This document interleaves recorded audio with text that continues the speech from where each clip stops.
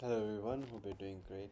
So today I'm going to talk about two updates. One is announcement and one is change log update. And I'm going to also show a quick walkthrough of one thing that a lot of people don't explore. So let's start with the updates. The first update, or maybe the major update or announcement, is the personalization. So what personalization is, so if you have been to the Midjourney's official website, which is alpha.midjourney.com, you will see a bunch of fields or options on the left hand side over here.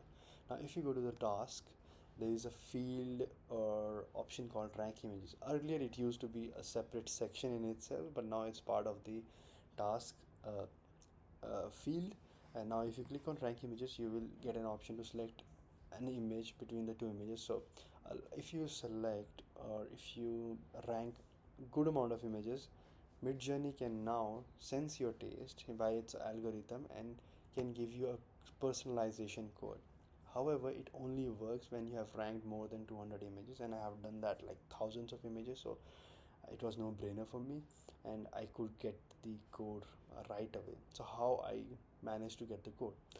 I went and ran a prompt, and I just wrote this at the end of my prompt. So just ignore the rest of the prompt. Just write hyphen p and just run it.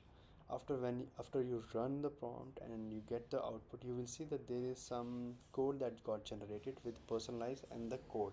This is your personalized code, which is trained upon the images that you selected during the ranking of the pairs. So of course, if you have done that authentically, I did not do it, so this style may not be very representative of what I usually what my style or my taste usually is. But anyhow, if you are doing that authentically, then you will probably get a more authentic personalized code for you, which you can apply on a lot of other images. The other update is like, just the pan and the zoom now are part of the reframe. The remix, where you can change certain part of the image, is now part of the it can also be found under the reframe. So we will talk about it and I will show that through a walkthrough. So let's do that. So now I ran the prompt that I had, and I also added personalized, and it gave me a bunch of images, because you can also change the weight or the amount of personalization that should impact your output image. So if, let's say, you use hyphen hyphen personalize or hyphen hyphen p and your code, after that you can add hyphen hyphen s and a value between 0 to 1000. That is the weight that you want to add of your personalization code or personalization on the output. Anyhow, these are the images that got created, and I think it's pretty good. Now I thought, okay, let's play around with the other update. So, and I wanted to show you through an example. So I took this image. I thought, okay, let me try to play around with the very region, which is now part of the repaint. Now if I click on repaint, it gives me the same interface which very region used to do. And I selected her lips, change the prompt, remove the prompt and change it to like lips with red lipstick on, blah blah blah.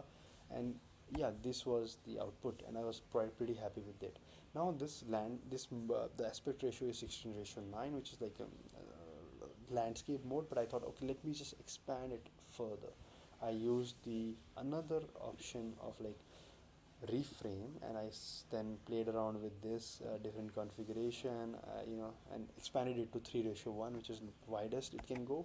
And then it generated this. Then I thought, okay, let me push it even further. Let's try to add or see what this model looks like from below her neck. So then again, going to reframe, probably doing this, or you can also use zoom, just to even staying in the same aspect ratio but making the screen or the scene a bit wider. But I thought of doing reframing, and this is how we got like a bunch of results which we can see her top. Then I thought, okay, let's push it further. I zoomed it, keeping in the same aspect ratio.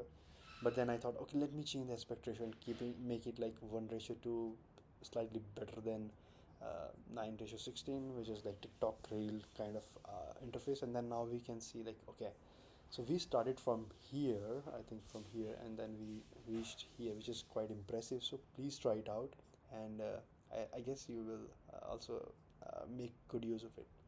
Thank you.